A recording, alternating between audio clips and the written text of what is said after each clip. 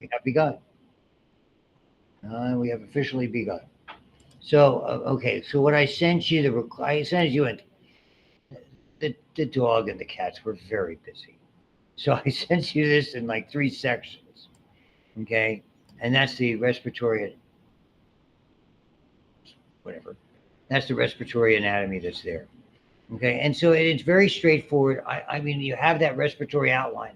I basically said the same darn thing that's on the outline. There's not, I mean, to me, there's not a lot of anatomy that's on that. Looking at things like this, the illustrations should help you a great deal. You should know that I could care less about all the cartilages in the nose and stuff like that. I mean, the nose, the FEMS, frontal ethmoid, maxillary, and sphenoid are where the sinuses. The eustachian tube, the lacrimal duct is important. The three branches of the pharynx, the nasopharynx. I'll bust it this way. I'm going faster than I can talk. Knowing what's behind there, behind the nose, behind the mouth, behind the larynx.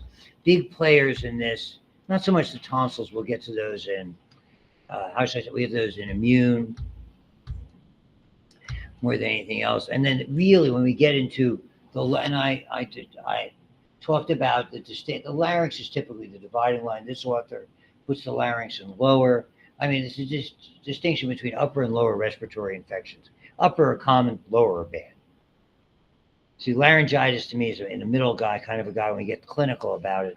If you start with a head cold and it becomes laryngitis, it's upper respiratory. If it starts as laryngitis, the next thing you have is pneumonia, that's lower. And so it's very interesting. And this is important, respiratory and conducting zones. It's really vital to understand that going on to physiology.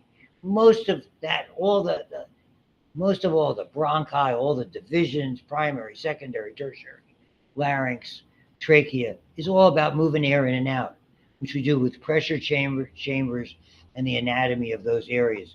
Once we get to the point, the end of it, that's the conducting zone, about moving air in and out. The respiratory zone is all about the exchange.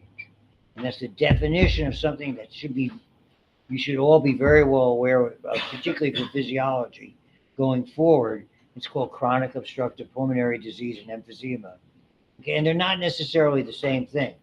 So we classify diseases where they are. We're actually going to do an experiment with a computer when we get into physiology to kind of show you how we evaluate whether it's a conducting zone problem or a respiratory zone. So but I don't think any of you will be liable to have any kind of diseases present. Thank goodness. Only an idiot who smoked for 40 years would probably have problems like that. Who knows anybody about that? And the anatomical dividing line is called the terminal bronchioles. They give way to respiratory bronchioles. At that point, you're so close to the area of exchange, then simple diffusion takes over. We'll do a lot of physiology on this. The larynx, I don't know anything about the vocal cords, don't understand them. Okay, the three cartilages, these are the big ones: thyroid, cricoid, and epiglottis. Don't have to know anything about those. Just listen to what I had to tell you about it. The epiglottis, the only one that isn't hyaline cartilage. That's one of the two examples of elastic cartilage, the other being the external ear. Think about that on mornings like this. You used to stand at the bus stop and people would flick your ear. We were those kind of kids. I bet the kids haven't changed a whole lot.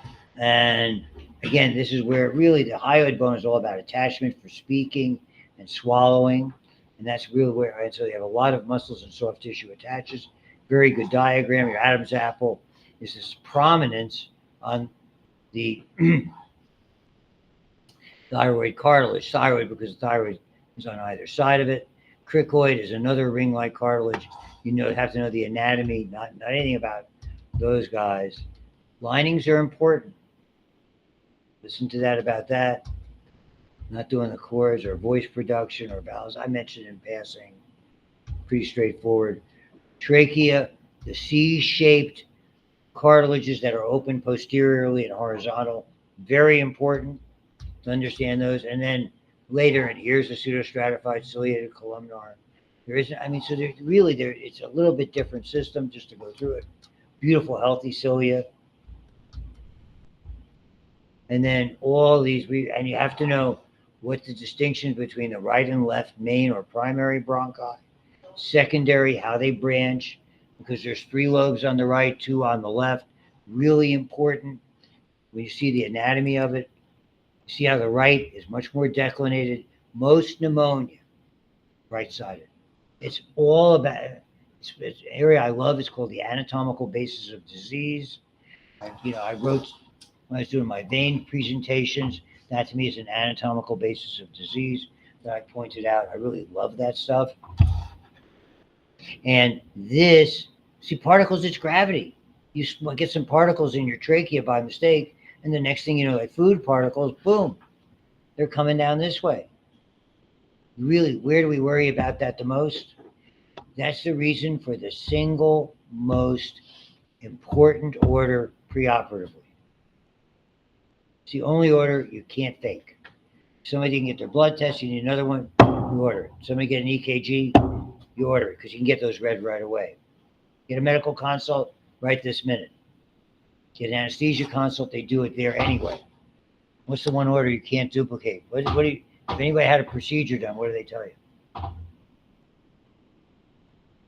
Nobody ever had a procedure done. Boy, have I got you guys covered. If I said, what did they tell you anything about what you're supposed to eat and when to stop? Say it. Hours like that. Typical order is NPO midnight. Non-pars oral. Nothing passes by mouth after midnight. Okay, you can't fake that. And why do they give you that order? Because anesthesia affects some people and it makes them nauseous and they throw up. If you're lying like this in recovery, and all of a sudden you start to wake up and you're nauseous, it's like a geyser. You vomit this way and it comes back down and you inhale it. It's called an aspirate. You call it aspiration. Aspiration pneumonia. You do not want that. It's a very difficult, it's a chemical pneumonia. It's going to be particles anyway in the food that are going to cause bacteria. But the chemicals, the acidity of that really is damaging as well. That's the one thing you can't fake. You can't magically make somebody NPO. What happens if you have to operate on somebody who comes in motor vehicle accident and you're worried about aspiration? You don't want to have to do it, but you do it. Sometimes you do it because of the nature of the surgery. You pass an NG tube, nasogastric, in your nose, down to your stomach. Basically, they can, in the old days, they said pump your stomach. They never really did that. It's just a way of sucking out materials if necessary and to avoid that. And if they're doing a big surgery, like a stomach surgery, I had that not once but twice. It's very unpleasant. Not so much putting it in, taking it out is easy. Putting it in, not pleasant. Moving on.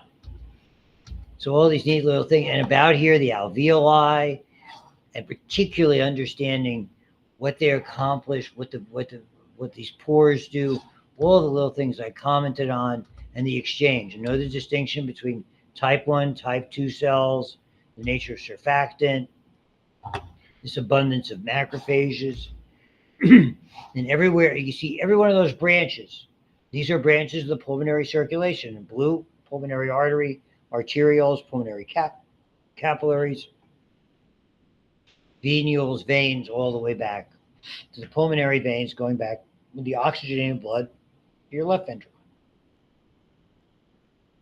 Reason I'm giving you a little bit of this backstory that today in lab, we're going to get out the sheep pluck, P-L-U-C-K, and we're going to look at that. And you're going to be able to see the trachea and the heart. And we'll even try to get we have a pump. You can pump it up, make it expand. You can get the texture. You're excited. I can tell. Your enthusiasm is betrayed to me in your facial expressions, most of which are fairly, what we would call in the medical world, flat affect.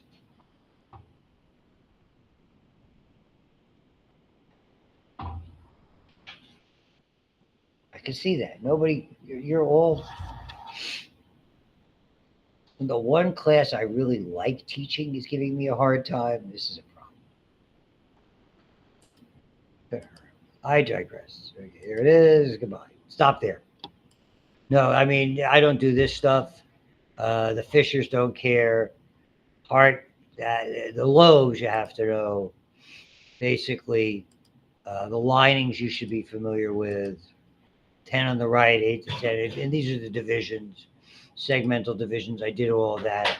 And now when we get smaller, there are lobules. The beauty now, when there's cancer, you don't have to. Years ago, they take out the whole lung. Now they can at least take segments out. They realize that the trouble, if they're starting to take out pieces of your lung with lung cancer, you're already in big trouble. And that's a really good example of how much it branches. You'll actually be able to see that today as you sort of dissect through the lung. I know we may only have one pluck, so we'll probably have a couple of people working on it, and the rest of us observe it. And then we stop there. God, that was quick. Okay. Well, not to be outdone, I have another outline. So you have the respiratory outline. We have a digestive outline. That's right. We have a digestive outline for your reading pleasure, which summarizes all the stuff I'm blabbing to you. This is the last of the outlines. You're on your own with repro, and you're on your own with kidney. You can do it. See, I had a student, she told me about something. She took one of my, not to tell you guys to do this, she took one of my recordings, like the one I sent to you. She threw that through Chat GTP and asked them to make up a test. It's almost exactly the test questions. Do it. Go ahead. I know there's nothing illegal about that. Anything that makes you better, I'm happy with. I mean, I was really impressed by that. I hadn't seen that. I mean, a lot of people in education are very, when you have to write a paper or something, you're very fearful that it particularly supposed to be original and what's plagiarism and did you cite your, I mean, then you can run into trouble with that stuff. They want to see what you're saying rather than have come up with the grammar, come up with this. I mean, it's one thing to do spell check and grammar checks, but there's a certain point where you want to be able to see that. And in science, it's a little bit different. We want to find the answer. So I have no objection to you using it to any of your benefit. Okay. Like my son's the surface warfare authority for the entire surface warfare fleet on artificial intelligence. And he's just learned about it over the last year. So when they offered us, if you heard, they offered those of us who qualify a retirement package, which you'd be happy to know I didn't take. Because I felt compelled to want to teach you physiology. Okay. Oh, what a lie. Forgive me. But I mean, he ran through that. And I mean, basically, there were more reasons not to than to. Go ahead. Yeah, final is digestive, urinary, repro male, repro female. Those are the four pieces. The respiratory is on the six. That's why I wanted to get it. There's about, I think it's like 20, 20, 10, 10. Okay. 20 on heart, 20 on blood vessels, 10 on respiratory, 10 on lymph. Yes. With the heart, do we have to know all the rhythms? No rhythms. No, just in that, no conducting system, no rhythms, none of that stuff. That's phys. That's phys. You don't have to thank me. You won't appreciate me when we get into that stuff. Well, I'm getting a response. What happened to my muse?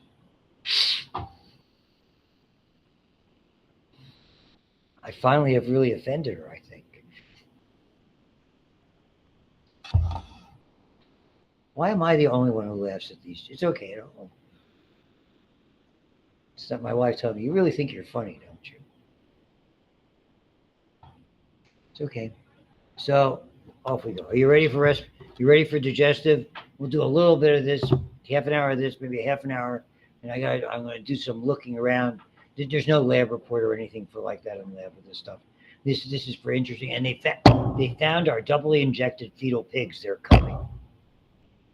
You don't have to thank me. And for that lab assignment, I didn't even get to look at them yet. Most people have them in but if somebody's missing it, try to get it in. I'll try to look at it over the course of this week.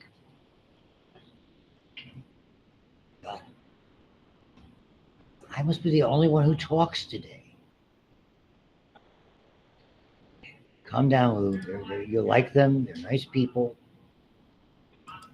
Here we are. Digestive. My favorite system to talk about, possibly. And it's an unfortunate reason why I know a lot about it.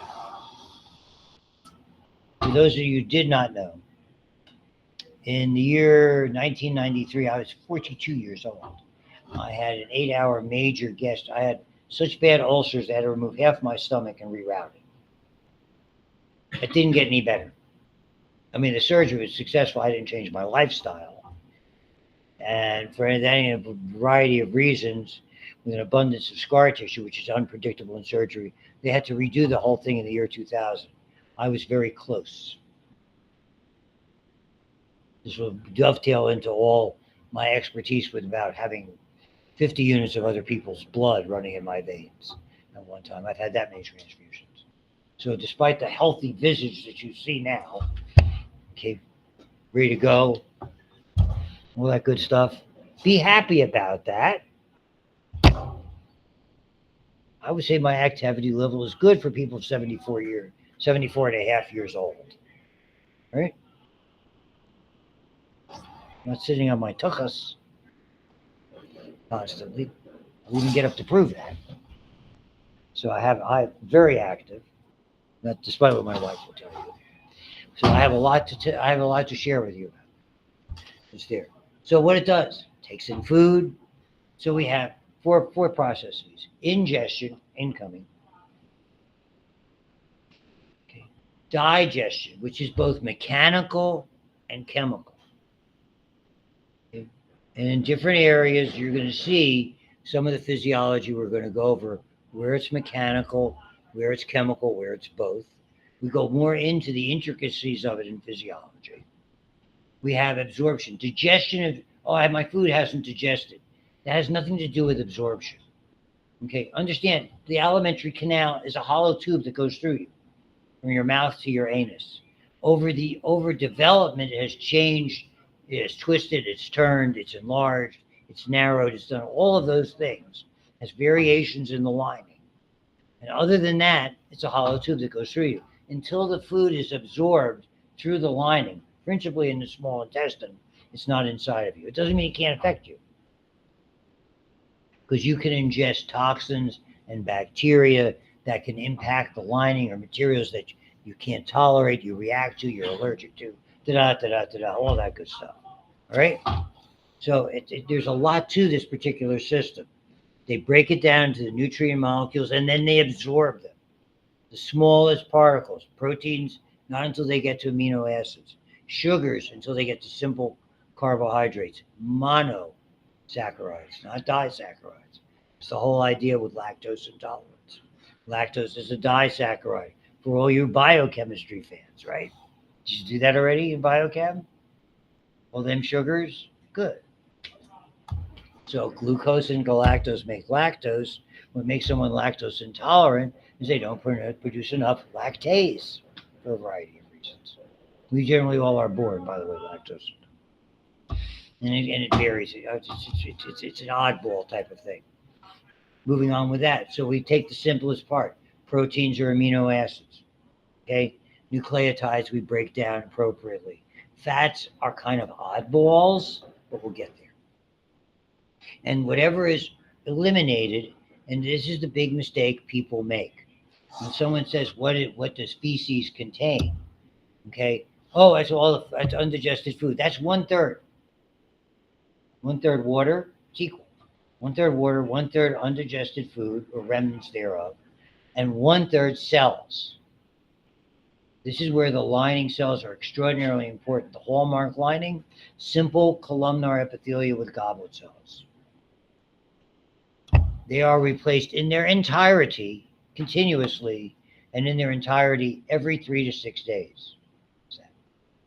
So basically, you're shedding about 1/3 of stool cells.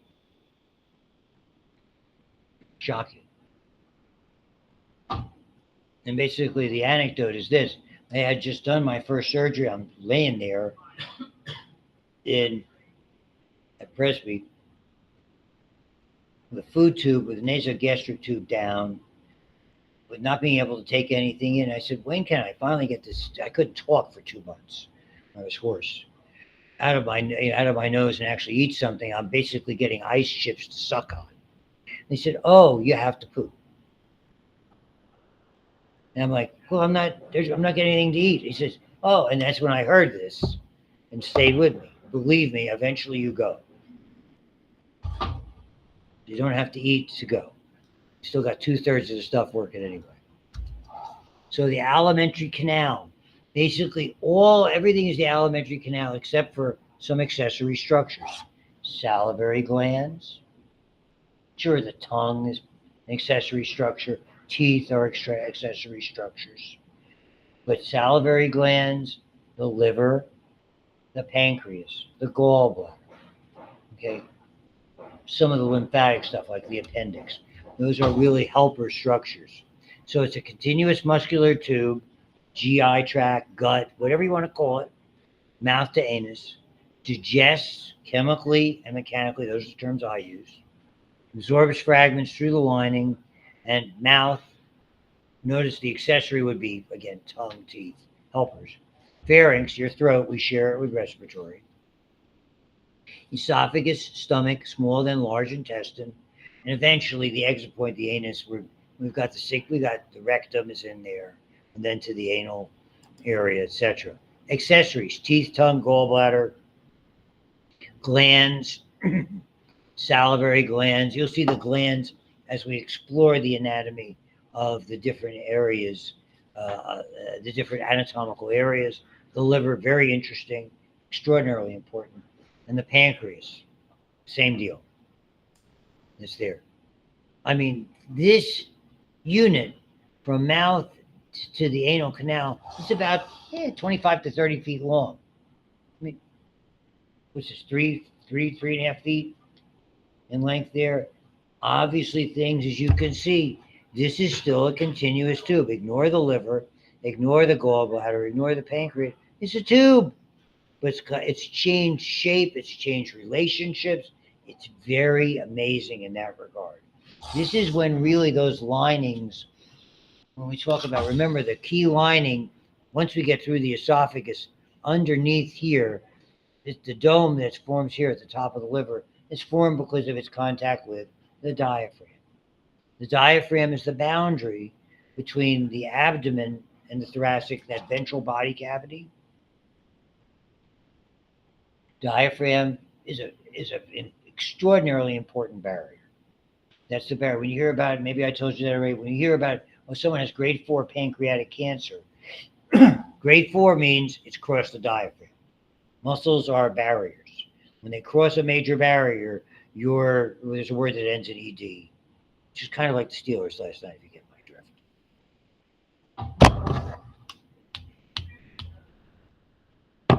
You know, I hit my head against the wall. When I stop, it feels better.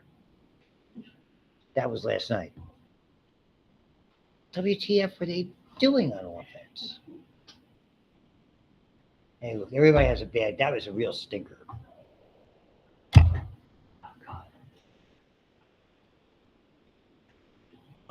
Thankfully, I don't drink because I was tempted. I could have come in here really, yo, Badge, how are you? Wow, what's going on?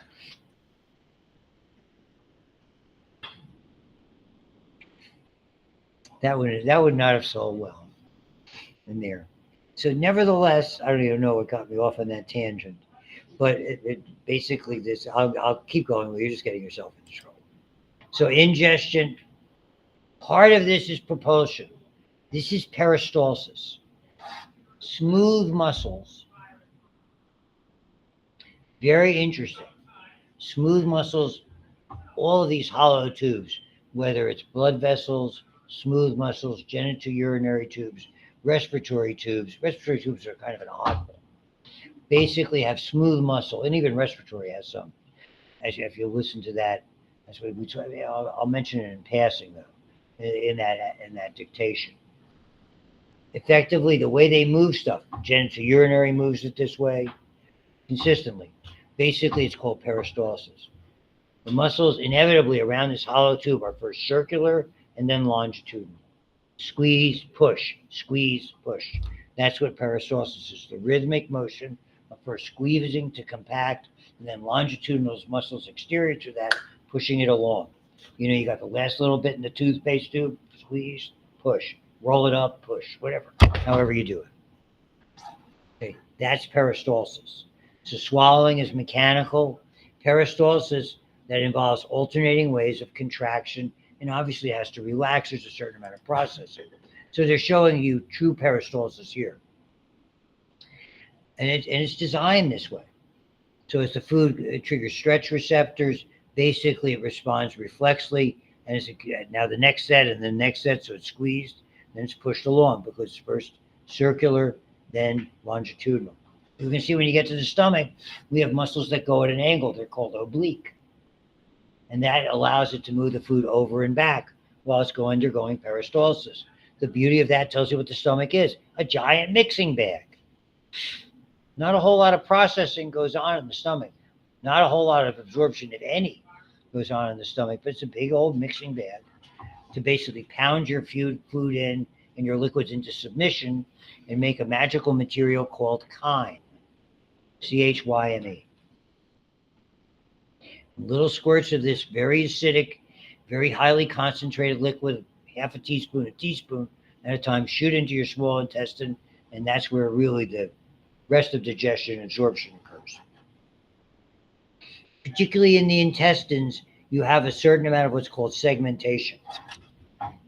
Back and forth, back and forth. So before the peristalsis, if anything, is a little slower, and before it gets moved along, it goes back, forth, back, forth, back, forth. And say, primarily mixes food and breaks it down mechanically, some propulsion as well.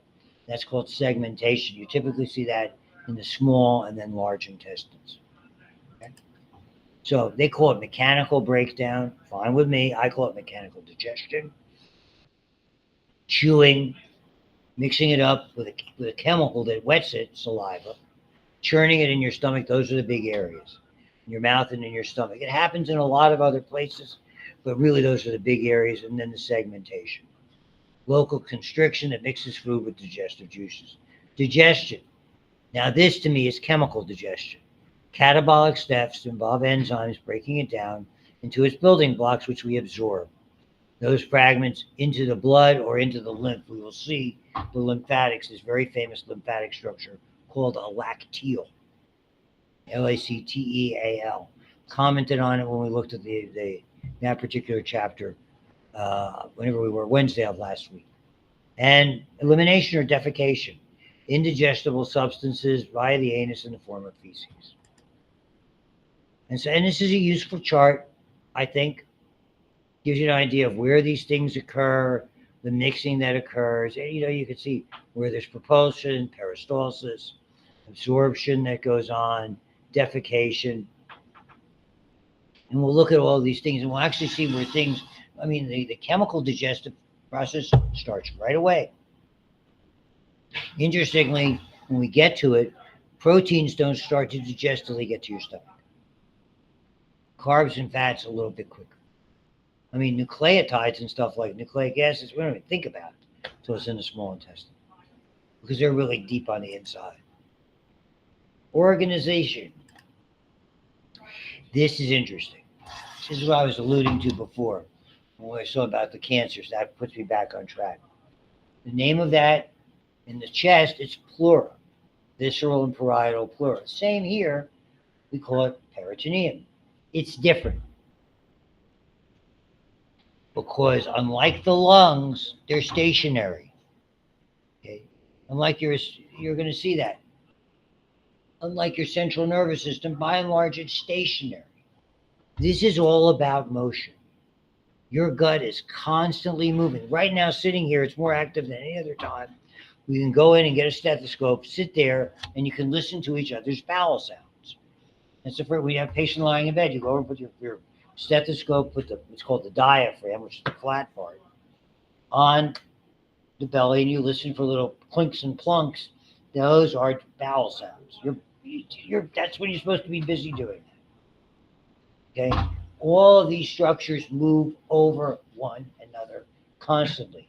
There's only a couple of points that are important and are tacked down to impart some stability or a platform for things to occur. That's the neat part about this. Fascinating.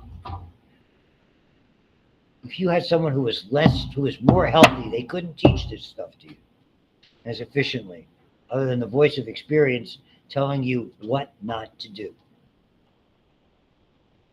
Do that, do as I do. Don't do that. Serous membranes of the abdominal cavity. Serous, moist. This is all about moist. On the exterior. I'm not talking about the interior where the goblet cells are making mucus. I'm talking about the exterior. So serous is something, it's a wetting agent. So I think it's a lubricant, for lack of a better term. You have two types of peritoneum. The one's on the wall, parietal, and this sucker is thick. Okay. No visible demonstrations. Thank you very much. An image you don't want to even think about. I have an incision that goes from my xiphoid process past my umbilicus. Okay, to sew it up, and I was mentioning this because we were talking about going through scanning today. I always go off because when they cut through my peritoneum, how do they close it? Two sutures, stainless steel. The peritoneum requires one giant, long, continuous stitch of stainless steel, is what my surgeon did, and then basically something effectively a subdermal stitch, sort of like a blind hem for those of you that sew, closing everything else. So every so often, I go through the scanners, and it's like, sir, we have to scan you. It's like, I have to pat you down. Okay, go for it. I don't give them any bad jokes. I tell them they have to take me out to dinner first, or anything like that. I'm sorry. That's poor taste. Jenna would call me on that. She's not here, right? You've heard that one before. That comes from Best in Show. Nevertheless, and so I have this, I tell them I got a stainless steel wire in here. Oh, you're going off. Oh, then they do the scanners. Oh, you can go ahead. Hey, I'm all about safety. Do it. You want me to undress here? I will undress in front of everybody. I don't care. I don't want to be on a plane where somebody else could be causing a problem. Membrane on external surfaces of most digestive organs is called visceral peritoneum, and the cavity is filled with fluid, peritoneal fluid. This is a sterile space. That's very important to remember. When we eat, the food you eat is not sterile. Get that notion out of your head. You have a whole bunch of it's filled with bacteria. You have more bacteria anywhere in and on your body in your colon than any place else. 1,000 times more bacteria than you have cells.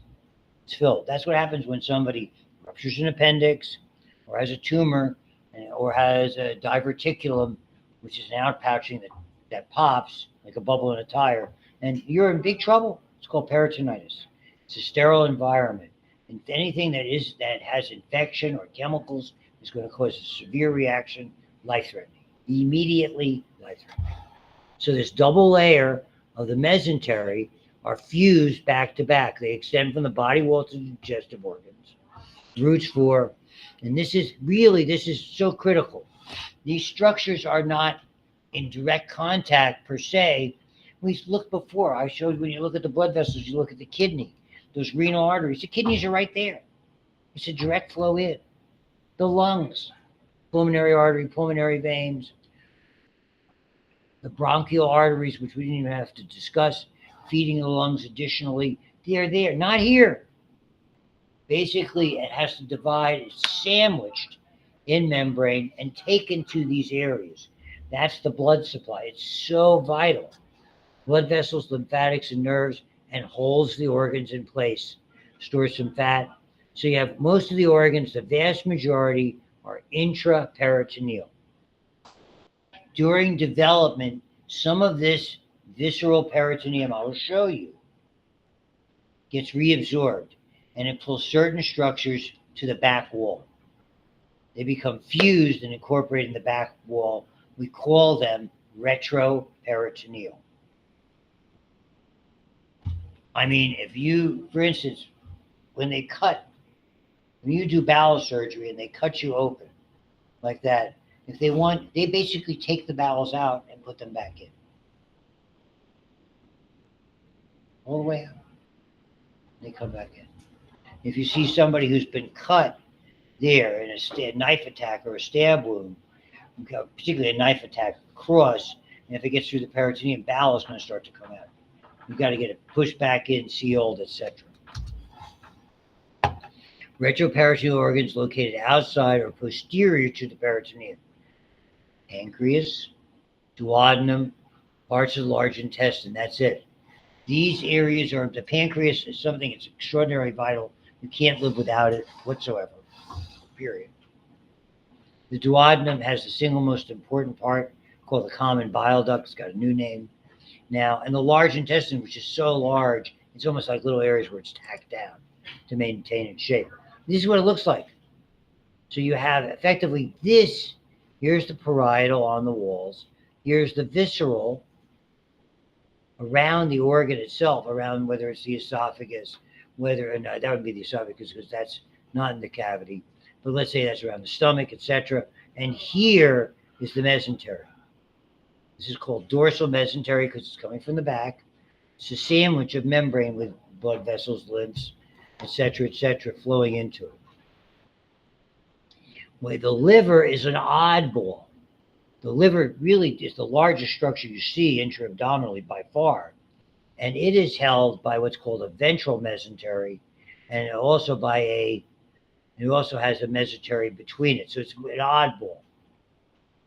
And when it's reabsorbed, this makes retroperitoneal.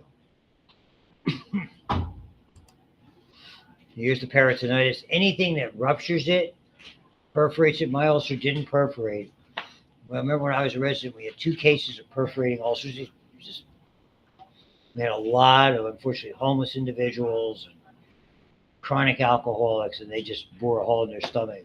Neither one of them survived perforating ulcer because by the time they came to us and perforated, they were, we would have been lucky to keep them alive. Etc. Peritoneal coverings stick together, which helps localize infection, but becomes, unfortunately, if this gets all through it, and that's exactly what you have to do. This is, you go in there and you just debride, which means to remove anything that looks suspicious. And you flood the interior with antibiotics. You put them on heavy-duty antibiotics. It's a minefield. So we had a guy. This is the great thing about residency. We had a guy who came in. It was check day. We didn't have direct deposit back then. The checks would come in the mail, and they'd go to their bank, or they'd go to a place for a check cashing. We were at a poor neighborhood. This is an elderly man. Thankfully, it was winter. Had a big heavy coat. He came in with like 14 stab wounds for somebody to get his couple $100 checks. 14. And you've got to look through the entire bowel. You literally take it out and hold it in your hand. It's shocking. But because of these mesenteries, it goes right back in. I'm doing this. I'm first assistant. It means you hold retractors for an hour or 2. But the surgeon's going through there, and they fixed little nicks. Oh, the liver's intact. Blah blah blah blah blah. And he's looking through all those things. I fixed a nick here. The guy did surprisingly well. He says, I have to run the bowel now. You have what's called needles and sponge count to make sure you don't leave anything in there. So when you start to close, they give you a needle and sponge count, and when you get through the next step and you're ready to formally close, they count again. They put them all out on the floor, the way they used to. I don't know what they do that. I haven't been in a hospital operating room in 25 years. And he goes, I'm going to run the bowel. I'm like, good, go. I didn't say anything. I got the mask on and said, okay, I'm still holding. He takes this bowel out, and he starts in his hand. Small intestine, large intestine. He goes, I'm looking for little nicks and cuts I might have missed, little bits of bubbles that I would have to sew up. Make perfectly good sense. I ran it this way. I'm going to run it back the other way. In the meantime, you heard for your first needle and sponge count is correct. Okay, don't have to go in there. Even the little 4x4s have threads that would show up on X-ray. In case you're incorrect and you've closed, something's in there, you can go back in and find it. And so he's got this whole bowel sitting out here on the sterile field. And he goes, okay, and he just opens it up. Do you think he opened it wide? Hold it wide. I'm going to put it in delicately back. Oh no. It's like you get all the clothes out of your and you got to throw them in your drawer before you have company over. Boom. Opens it up, shoves it back in. My eyes must have gone like saucers. He goes, no, Lou, it's okay. That's exactly what we do. All those mesenteries are folded in such a way that it goes right back into it, and it just goes there. They're designed to move. They're held by those tissues. It's fascinating. I'm shocked. The bane of why each of my surgeries took 8 hours, everybody, each. It's kind of scary for my first wife. I didn't do her that twice. 8 hours of surgery, very meticulous, because if you compromise those external linings, they stick together. The bane of the existence of the general surgeon and the abdominal surgeon is called adhesions. It adheres. They adhere to each other. They adhere to the walls. They adhere to the underlying tissue. They stick together. Because then that basically creates blockages and extreme painful. You can't help it. Scar tissue comes. I'm sure that had a lot to do with why I had the same surgery as brother. He probably retired. He and I are the same age. So all of that's really important. What's really the critical piece to understand with all this, I'll do this when we get to lab rather than start it here. Most of the time we hear 3 layers. Blood vessels, tunica externa, basically connective tissue, fibrous tissue, maybe some muscle, maybe some elastic. The muscular layer, mostly muscle, maybe some elastic, the lining on the inside. You're going to say the same thing when we get to look at genitourinary. Delicate lining on the inside, smooth muscle, something external to hold it or keep it moist, whatever.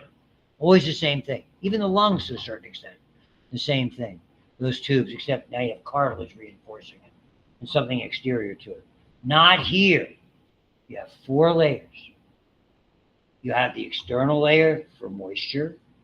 You have the muscles that are there, and then you just don't have a lining tissue, because think of what the lining does. It's uniquely constructed to process, absorb, move the food around appropriately. You can see it's brilliant. It has 4 layers. It has the actual lining called the mucosa, which consists of 3 layers. It has so much going on that it has a submucosa dedicated to support it, to absorb materials. Lymphatics are there because you're encountering things that are potentially harmful or need additional processing. It has its own nerve supply. You don't need an external nerve supply to be able to work. My stomach doesn't have one. They cut my vagus nerve not once, but twice. Not cut it, sectioned it, meaning they took out a piece so it wouldn't grow back together. Nerves grow back together sometimes. And then you have the external muscles, what I was telling you about, circular, and then the longitudinal, and then the lining. Very, very interesting. I'll show it to you as we conclude. So we're going to go over this particular illustration and what it means. So it's very generic in its look. It differs in different areas, but it gives you the idea of how complex this system is. The anatomy gives a clue to a lot of the functions that it has. And then as we get on, you're going to see little areas, like we get to the stomach, these indentations that have little pits or crypts, they call them, where we actually have, they act as glands and produce secretions that help us to digest things. Enough. We're done. The voice is going anyway. See everybody in an hour and change.